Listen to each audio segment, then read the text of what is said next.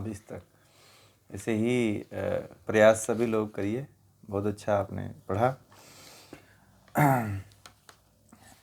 अब आज का जो विषय है वह यह है कि दिव्य दृष्टि मिलने पर विश्व रूप का दर्शन। कल तो दिव्य दृष्टि के बारे में बात हुई थी। तो दिव्य दृष्टि यदि किसी को मिल जाती है तो दर्शन विश्व रूप का कौन करेगा, यह प्रश्न उठता है ना। सभी तो कर नहीं पाएंगे। जो आज का जो 15 से शुरू हो रहा है जो श्लोक ये, इसमें यही विशेष रूप से है कि जिसको दिव्य दृष्टि मिल जाती है, जैसे संजय को दिव्य दृष्टि मिल गया, मिलने पर विश्व रूप का दर्शन कैसे वह करता है, किस तरह से करता है, इसी के बारे में आगे का जो ये श्लोक हैं वह बता रहे हैं। तो कहते हैं कि 15वें श्लोक में कि हे अर्जुन ने कहा, हे देव, कृष्ण को देव भी कहते हैं, मैं आपको आपकी देह में सब देवताओं को, नाना प्रकार के सब प्राणियों के समुदायों को देख रहा हूँ। मैं ब्रह्मा को, ईश अर्थात शिव को, तथा कमल के आसन पर विराजमान विष्णु को और उसके इनके अतिरिक्त सब ऋषियों को और दिव्य सर्पों को भी देख रहा हूँ। तो अब थोड़ा समय आपको योग की तरफ लेके चलूँगा। ये जो बातें हैं वो केवल लुभावनी सी बातें हैं जो हमें सुनने में ही आनंद देती हैं। बाकी इसके पीछे का जो रहस्य है उस पे योगी चलता है। ये जो बातें इसमें लिखी हुई है 15 श्लोक में, तो ये सामान्य लोगों के लिए बड़ा लुभावनी सी और बड़ी सुनने में अच्छी लगती है। ठीक है कि भगवान विष्णु हैं, सर्प दिव्य सर्पों का है, परंतु ये होता कैसे है। ठीक है, थोड़ा सा ये जो बातें यहाँ पे मोटा मोटी लिख दी गई है, इतना आसान थोड़ी है कि जब दिव्य दृष्टि प्राप्त हो जाए तो वो व्यक्ति ये देख सकता है। तो महर्षि पतंजलि ने एक बात कही है, विवेक ज्ञान या विवेक ख्याति उसको कहते हैं। तो बुद्धि की सबसे उच्चतम अवस्था, सबसे उच्चतम अवस्था को विवेक ख्याति कहते हैं। और यही विवेक ख्याति जो है एक तरह से दिव्य दृष्टि है, या इसको आत्मज्ञान कह लीजिए, या इसको दिव्य दृष्टि कह लीजिए, या विवेक ख्याति कह लीजिए, या ऋतंभरा प्रज्ञा कह लीजिए। क्योंकि जब, या इसको ये भी कह सकते हैं कि आत्म साक्षात्कार,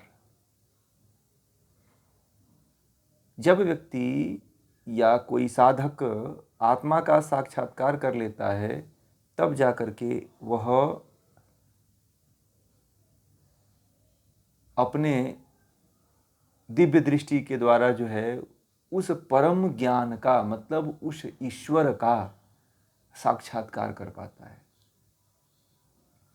यहाँ पे एक तरह से ईश्वर का साक्षात्कार है, यानी कि आप जो है यम नियम आसन प्राणायाम प्रत्याहार धारणा ध्यान तक की यात्रा कर चुके हैं।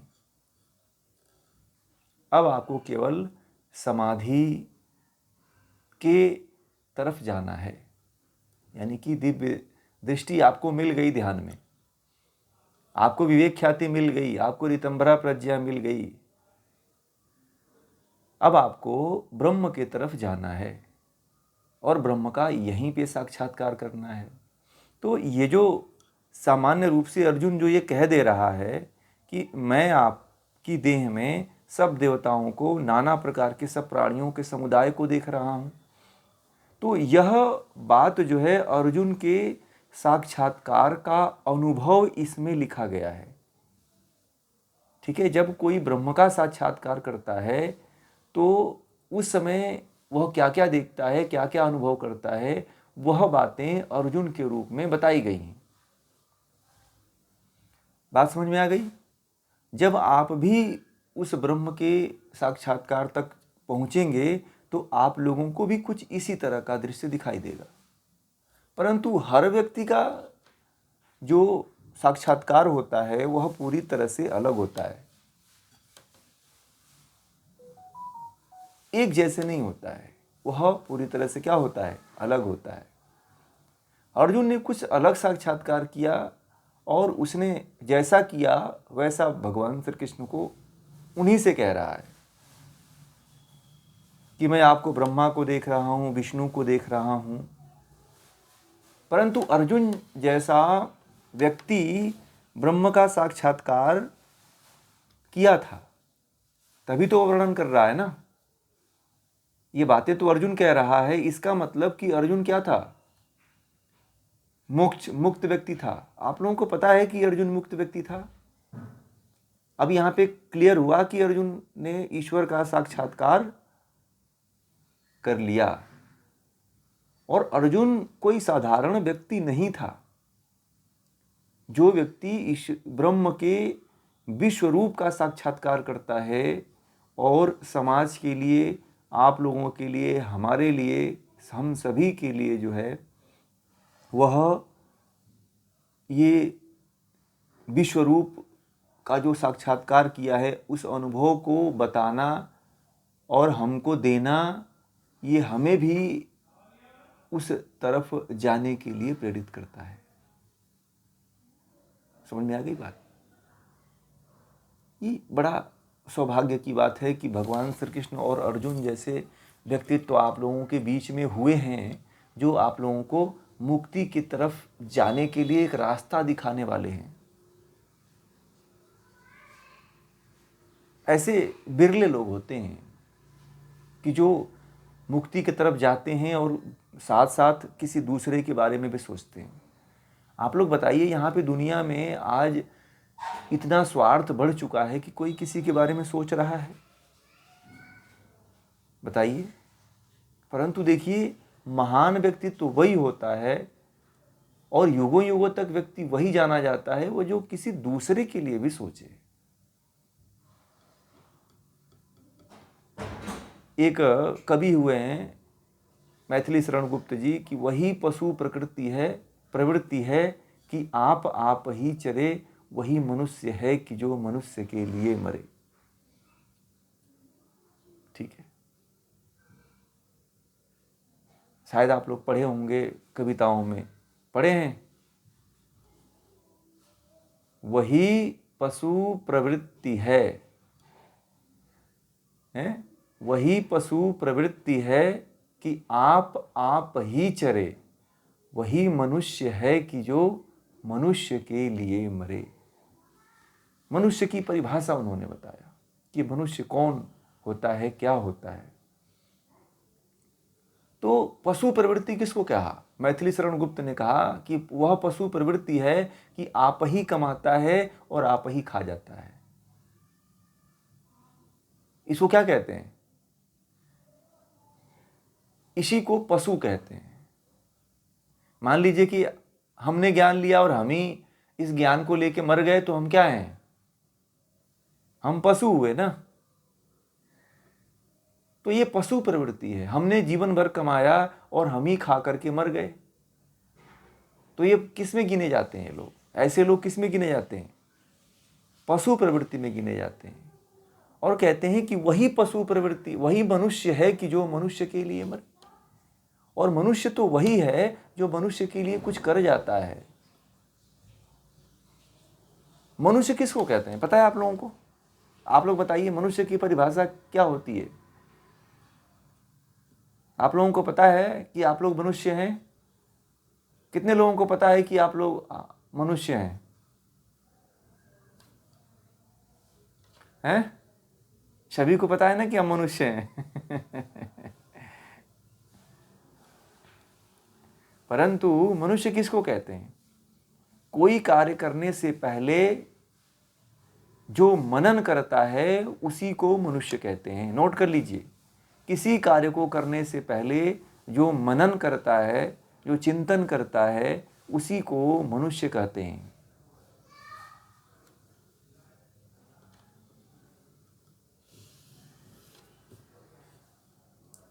अब आप लोगों को पता चल गया कि मैं, आप लोग कौन हैं? आप लोग पशु हैं कि प्राणी है, जानवर हैं कि नरभक्षी हैं कि राक्षस प्रवृत्ति वाले हैं कि असुर हैं कि गंधर्व हैं कि नाग हैं कि किन्नर हैं?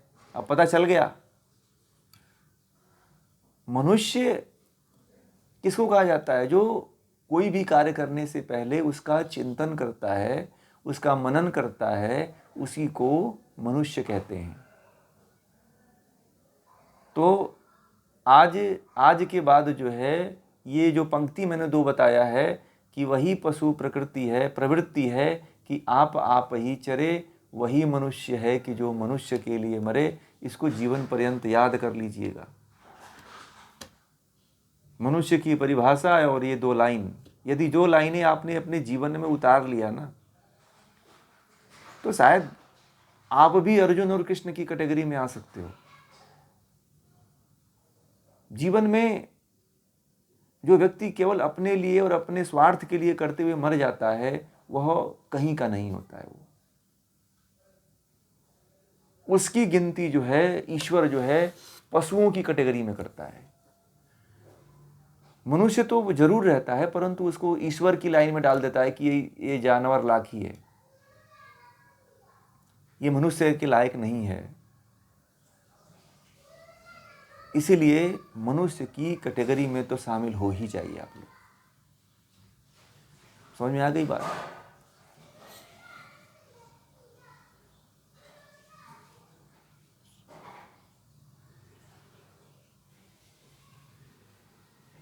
अब यहाँ पे कुछ नाम आए हैं। ब्रह्मा जो सृष्टि का करता है, शिव संहरता है, संहार करने वाला है, और विष्णु धरता है, मतलब सबका पालन करने वाला है।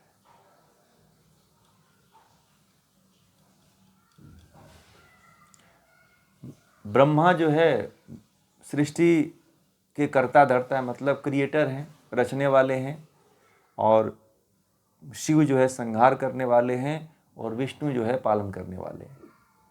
तो ये जो ईश्वर की जो शक्ति है, रचने वाली शक्ति, संहार करने वाली शक्ति और पालन करने वाली शक्ति, तीनों का दर्शन अर्जुन कर लेते हैं, साक्षात्कार कर लेते हैं। अपने समय का अर्जुन बहुत बड़ा योद्धा था, बहुत बड़ा।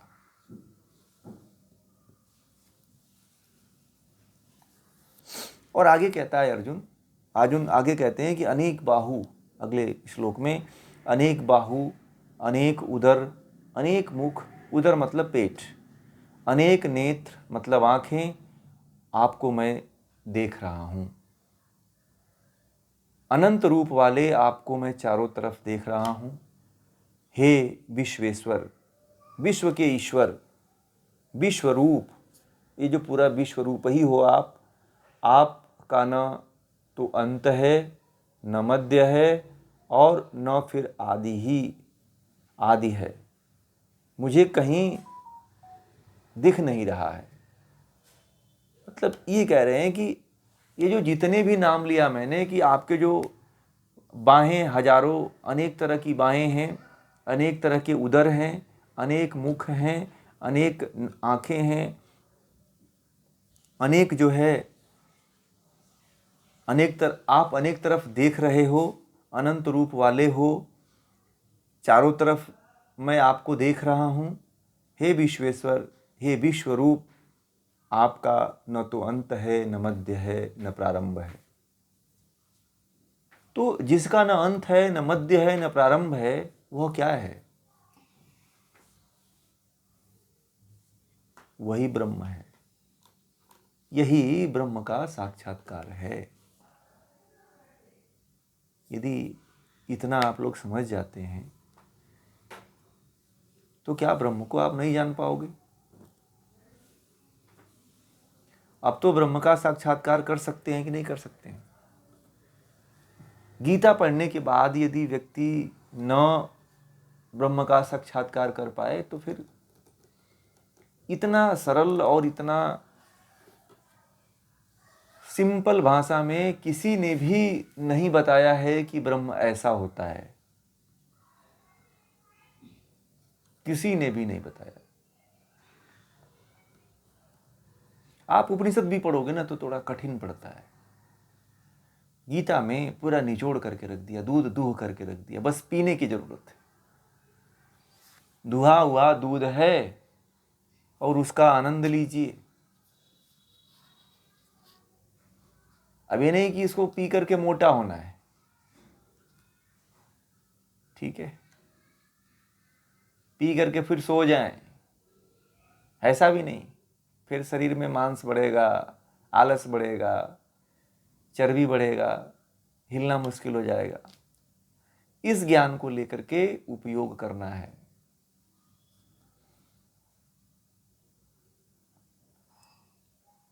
तो ये ईश्वर के रूप हैं, 1000 बाहें हैं, अनंत बाहें, जिसका अब ये की बात उन्होंने सबका निचोड़ यही कह दिया कि जिसका ना आदि है, न मध्य है, न अंत है।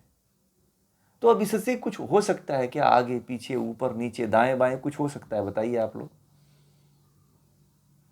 जो विश्व रूप है, ये जो पूरा विश्व दिख रहा है वही उसका रूप है। तो अब बताओ, अब क्या देखोगे आप लोग? जो पूरे विश्व की आप कल्पना करते हो कि जो पूरा विश्व है ये इतना बड़ा है, इतने देश हैं, इतने संस्कृतियां हैं, इतनी सभ्यताएं हैं, उन सभी संस्कृति और सभ्यताओं को वह समेटे हुए है, वही क्या है? ब्रह्म है। अपने आप में जो सबको समेटे हुए उसी को ब्रह्म कहते हैं। अब यदि आप लोगों से कहा जाए कि ब्रह्म कौन है तो क्या कहोगे? कि ये मूर्ति ब्रह्म है, ये मंदिर में जो बैठा हुआ वो ब्रह्म है। जो हजारों मंदिरों को अपने भीतर समेटे हुए है वही क्या है? वही ब्रह्म है।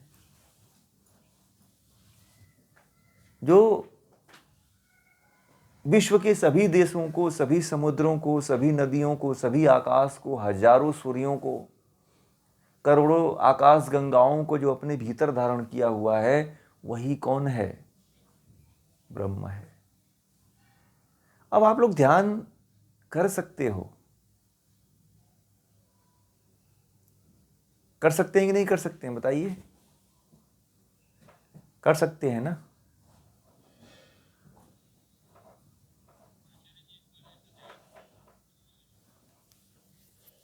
जानते हैं ऑनलाइन मज़ा नहीं आता है। ये प्रैक्टिकल में जितना आनंद आता है ना, आप तो करके देखे होंगे, अब तो आप लोग तो थे ही। तो इसके लिए बीच बीच में हम ना जो है योग महोत्सव जरूर होंगे कहीं ना कहीं, ठीक है?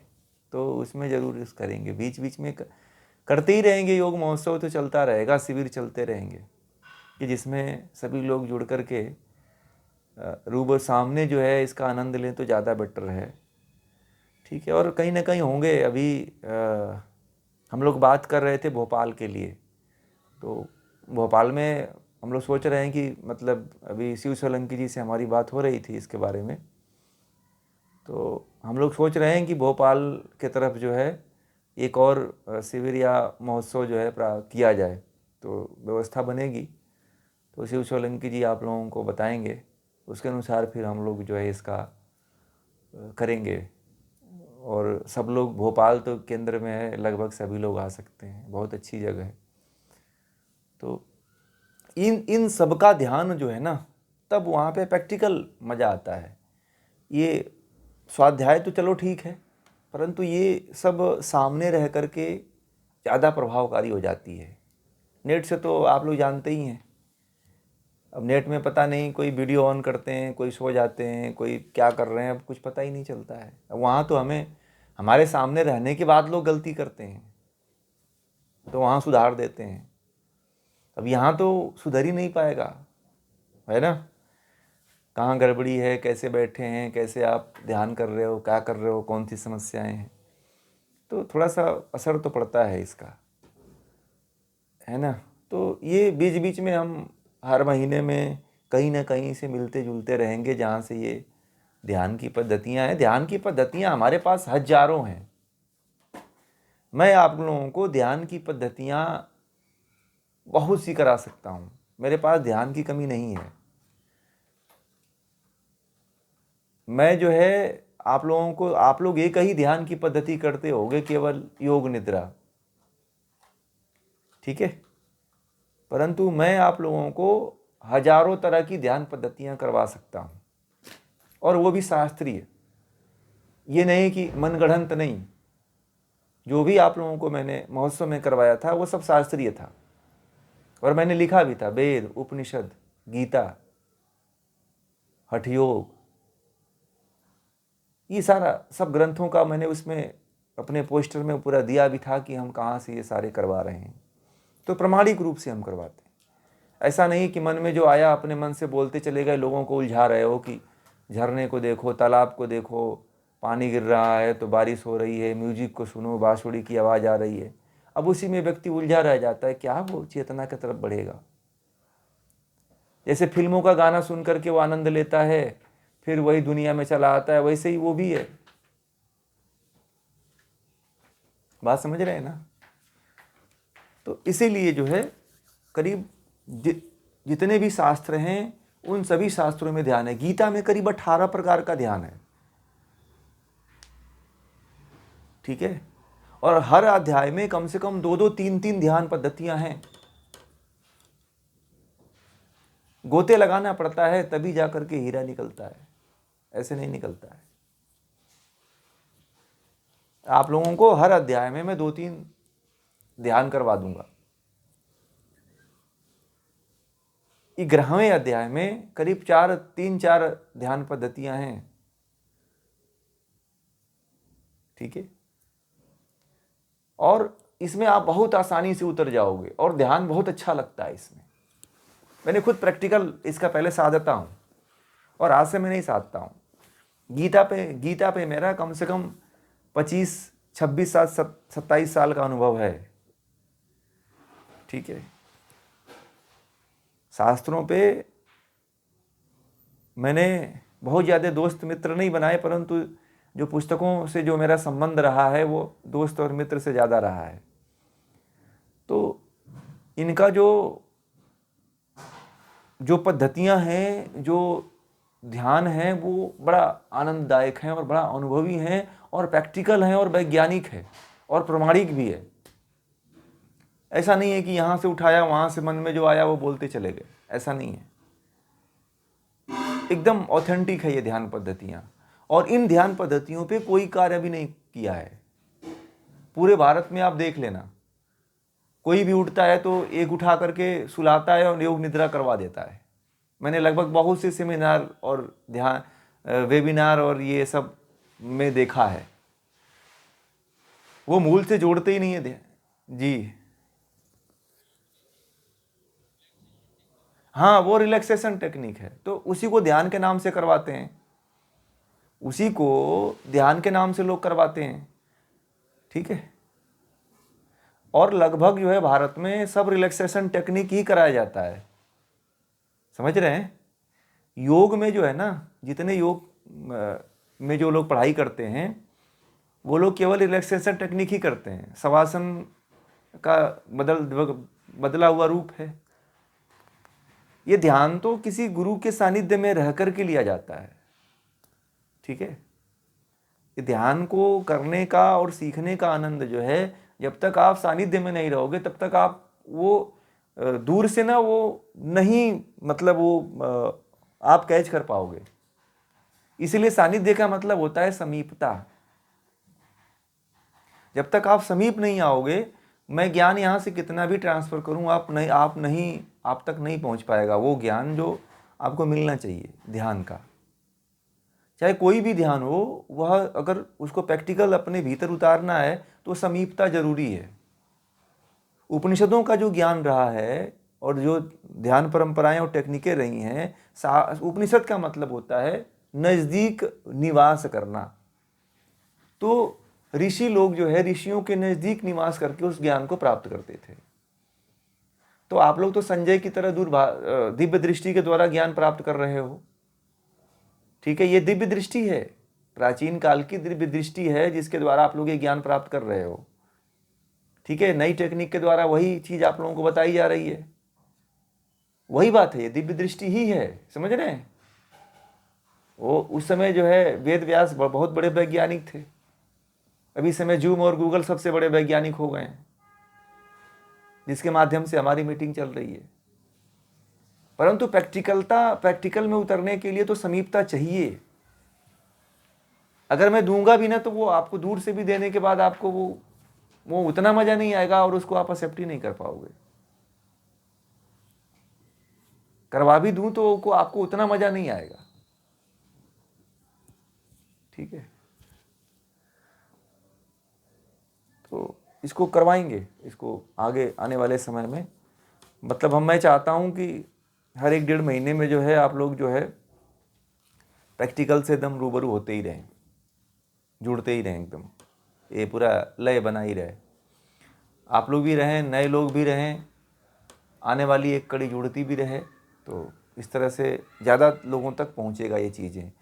और हम वो चीज़ दे रहे हैं जो जिसको लोग लेकर के आते ही नहीं हैं, घिसी पिटी चीज़ों को लेकर के बस दोहराते रहते हैं। हमें तो जो अपनी सनातन परंपरा है, सनातन ध्यान पद्धतियाँ हैं, उनको लेकर के आना है और इसके संप्रभुता को बढ़ाना है।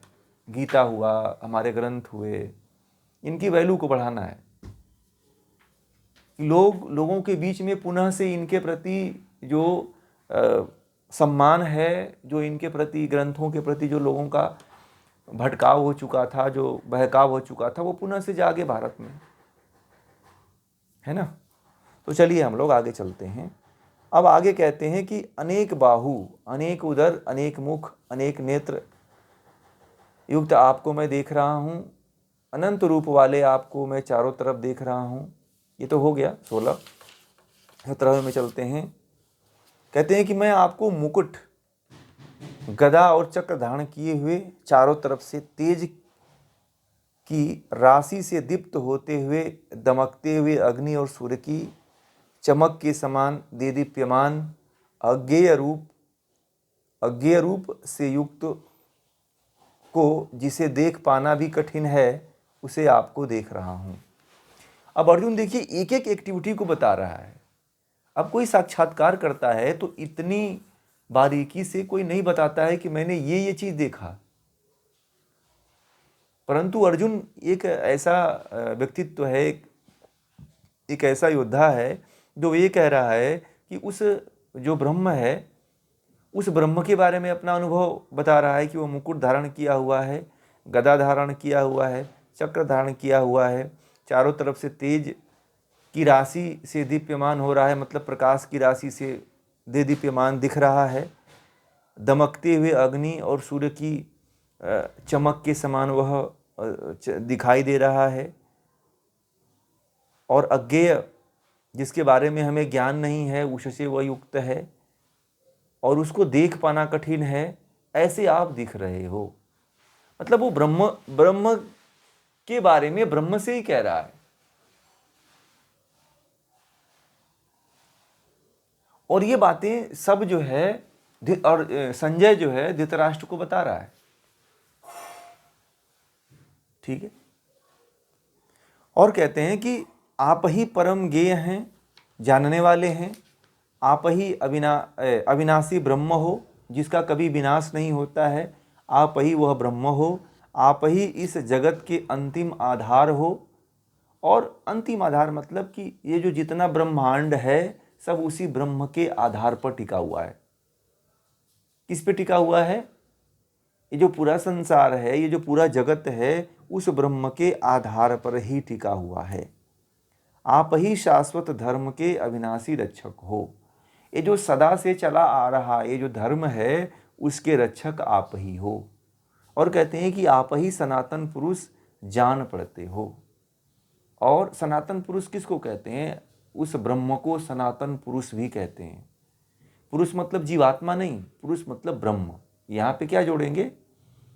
यहाँ पे जो पुरुष शब्द आया है वह ब्रह्म के लिए आया है। किसके लिए आया है? नोट करते चलिएगा आप लोग।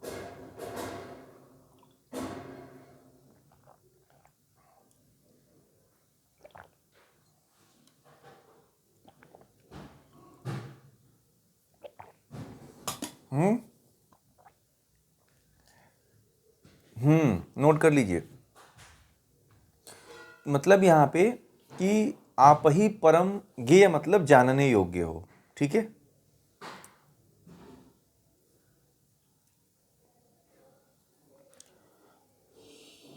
ज्ञेय मतलब जानने योग्य हो, और अविनाशी हो मतलब आप ही जिसका विनाश नहीं होता है वह ब्रह्म हो। इस संसार में सबका विनाश हो जाता है परंतु ब्रह्म का विनाश नहीं होता है। यहाँ तक कि जो हम मोक्ष में जाते हैं मोक्ष का भी विनाश हो जाता है। मोक्ष काल का भी नाश होता है कि नहीं होता है? क्योंकि मोक्ष में रहने की भी एक सीमा है, वो तो आप लोगों को मैंने बताया ही है। वेद में कहा गया है आप ही इस जगत के अंतिम आधार हो। और ये जो पूरा जगत है जिसमें सब कुछ आ जाता है, उसी आप आधार हो जिस पे ये पूरा जगत टिका हुआ है। और आप ही शाश्वत धर्म के अविनाशी रक्षक हो। और ये भी ध्यान दीजिएगा कि हमारा धर्म नष्ट कभी नहीं होगा, क्योंकि इस धर्म को सदा शाश्वत मतलब सदा से चला आ रहा जो धर्म है, इसका रक्षक जो है वह ब्रह्म ही है। कुछ लोग कहते हैं ना कि ये धर्म नष्ट हो जाएगा, परंतु ये धर्म नष्ट नहीं होने वाला है। इस धर्म को बचाने के लिए कहीं ना कहीं वो ब्रह्म कोई ना कोई व्यवस्था कर ही देता है, किसी न किसी के माध्यम से। और आप ही सनातन पुरुष जान पड़ते हो। सनातन पुरुष मतलब जो अनादिकाल से जो चला आ रहा जो ब्रह्म है, ईश्वर है, वह आप ही हो और कोई नहीं है। ऐसा अर्जुन जो है भगवान श्री कृष्ण से कह रहा है।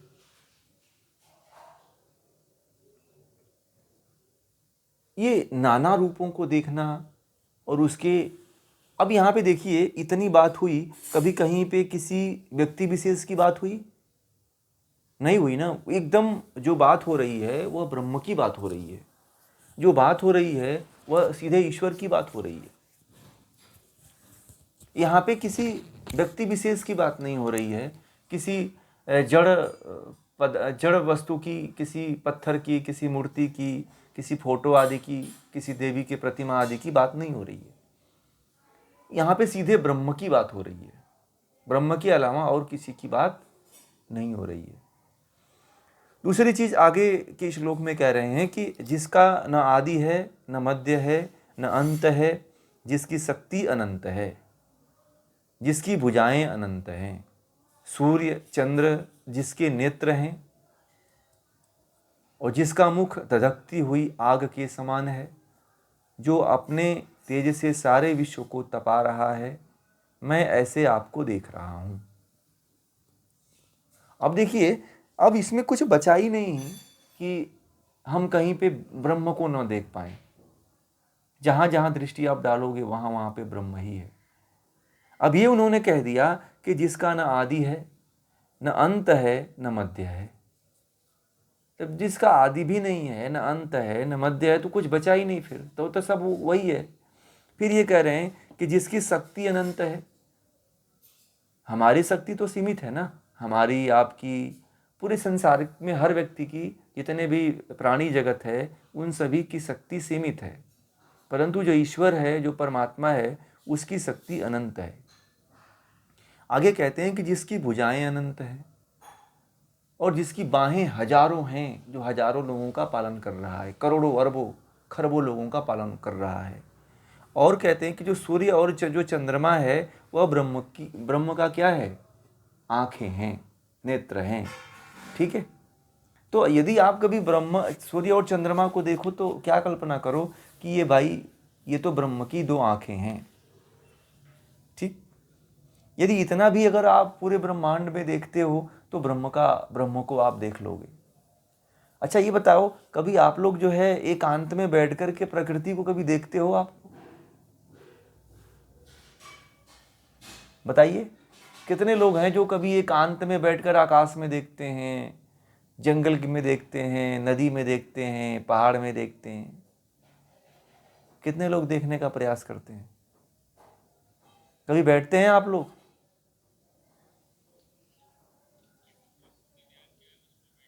बैठे हैं ना? तो कभी कभी कभी कभी अकेले जो है ना, कभी कभी जो है अकेले बैठ करके कहीं सो करके, छत पे सो करके उस ब्रह्मांड में ऊपर देखा करिए, कभी तारों को देखा करिए, कभी चंद्रमा को देखा करिए।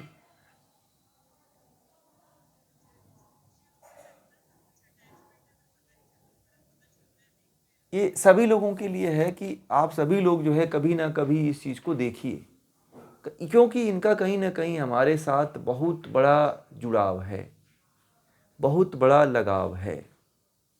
और गीता के अनुसार यदि आप समझना चाहते हो, गीता के अनुसार यदि आप ध्यान करना चाहते हो, गीता के अनुसार यदि ब्रह्म को जानना चाहते हो, तो ये तो अभी से प्रारंभ कर दो आप। क्योंकि जहां देखोगे आप निरर्थक नहीं देखोगे आप। अब हैं? हाँ।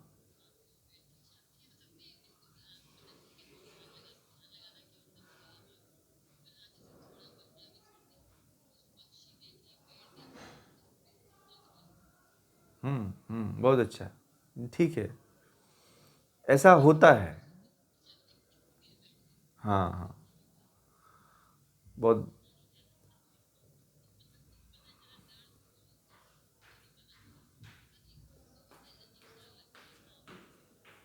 ऐसे ही आप लोग बैठा करें। अब तो पता चल गया ना कि वो क्या है। सब सारी जितने ब्रह्मांड में जो दिख रहे हैं, जो पेड़ पौधे, चिड़िया, आकाश, सुनसान, एकाग्रता, जब ऐसा अनुभव हो तो आप क्या अनुभव करोगे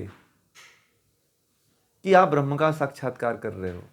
इसलिए कभी ना कभी जो है एकांत में, अकेले में, सुनसान जगहों पे जब बैठे हो तो ये मत चिंता करो कि कहीं भूत आ जाएगा, कहीं से बिल्ली आ जाएगी, कहीं से कीड़ा निकल जाएगा, कहीं से कॉकरोच निकल जाएगा, कहीं से चूहा निकल जाएगा। कुछ लोग इसी चक्कर में पड़े रहते हैं।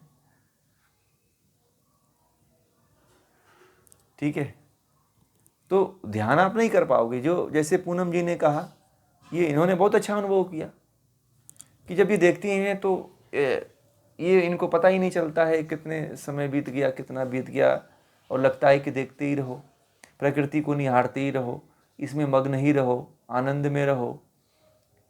कभी कभी जब आप एकांत स्थान पे जाओ ना, तो वहाँ पे मोबाइल में मत दृश्य को देखो। आप लोग अपने आँखों से कम वहाँ पे एक आध घंटे जो है ऐसे ही प्रकृति का आनंद लो बैठ करके। वहाँ पे मोबाइल से थोड़ा दूरियां बना लो आप। अब कुछ लोग मैं देखता हूँ कि नेचुरल स्थानों पे जाते हैं ना, तो मोबाइल ही देख कर देखते हैं वहाँ पे भी जा करके। अरे घर में तो देखने के लिए समय है ही है। जब प्रकृति की तरफ आप जा रहे हो तो प्रकृति का आनंद लो आप।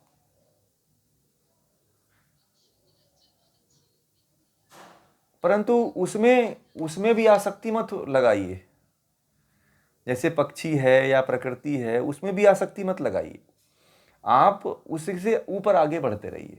और अनेक जो यहाँ पे विश्व रूप की बात कही गई है कि हर चीज को देखिए, आकाश और पृथ्वी के बीच, आगे विश्व में कह रहे हैं कि आकाश और पृथ्वी के बीच के इस अंतराल में और सब दिशाओं में भी आप ही अकेले व्याप्त हो रहे हो, यानी कि ब्रह्म को। अगर कहीं खालीपन जो चारों दिशाओं हैं उसमें यदि आपको कहीं दिखता हो कि पूरा खालीपन दिखता है, तो आप यही अनुभव करो कि यहाँ पे ईश्वर सर्वत्र व्याप्त है। कुछ लोग जब एकदम कोई सुनसान निचाटे होता है तो लोग डरने लगते हैं कि कहीं कहीं कोई कहीं से कोई भूत ना आ जाए, कहीं कोई से कोई बुरी आत्मा ना आ जाए। कोई बुरी आत्मा ही नहीं है, वहां पे ब्रह्म है। गीता कह रही है कि वो ब्रह्म है। ठीक है।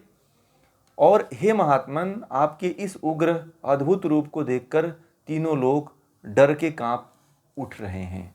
इसलिए लोग जिनको ज्ञान नहीं होता है वो डर जाते हैं बेचारे।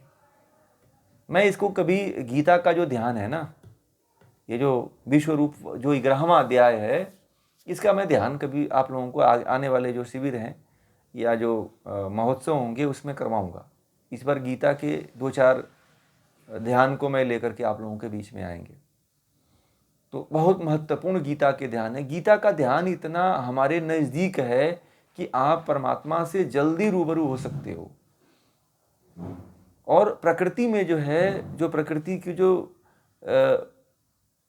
बृहद जो छटा है, जो निराली है, जो प्रकृति कहते हैं कि प्रकृति निराली है, तो उसको आप अनुभव कर पाओगे। निराली एक ब्रह्म का ही नाम है। एकांतता जो है परमात्मा के सबसे करीब है। एकांतता लोगों को काटती है, परंतु ये नहीं पता है लोगों को कि एकांतता ब्रह्म के सबसे नजदीक है।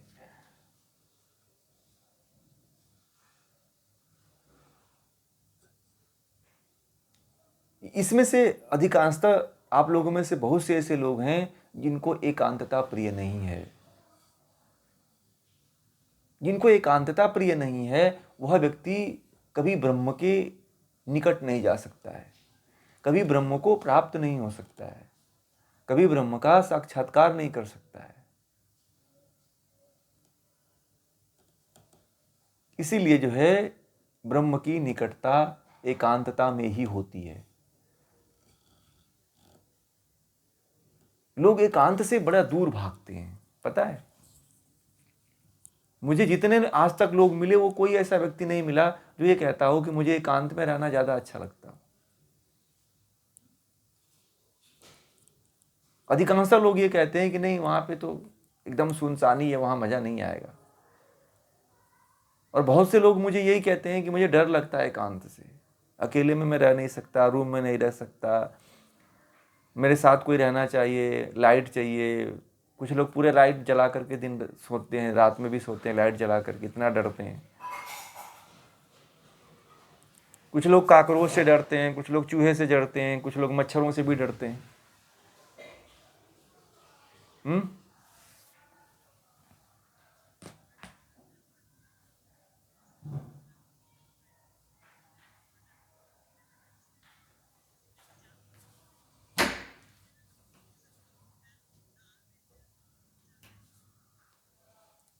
जब व्यक्ति को जब ज्ञान होता है ना, तो धीरे धीरे वो सब अंधकार मिटने लगता है।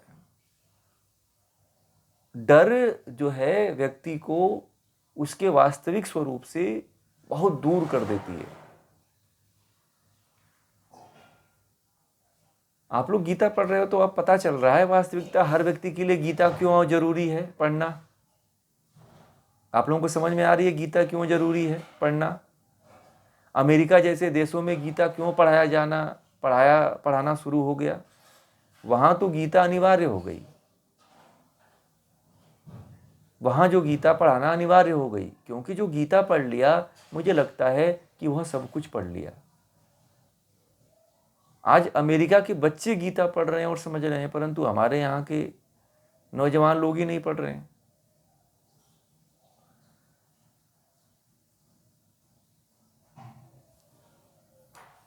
इसलिए गीता नहीं पढ़े तो मुझे लगता है कि बहुत कुछ छूटा।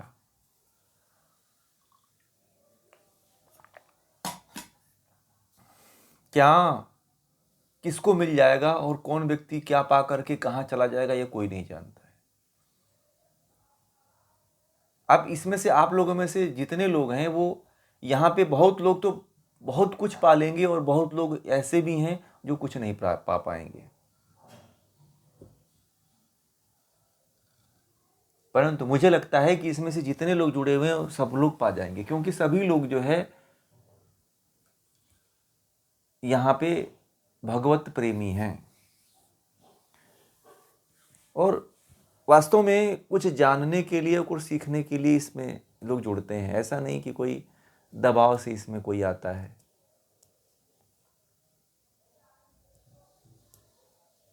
कि नहीं।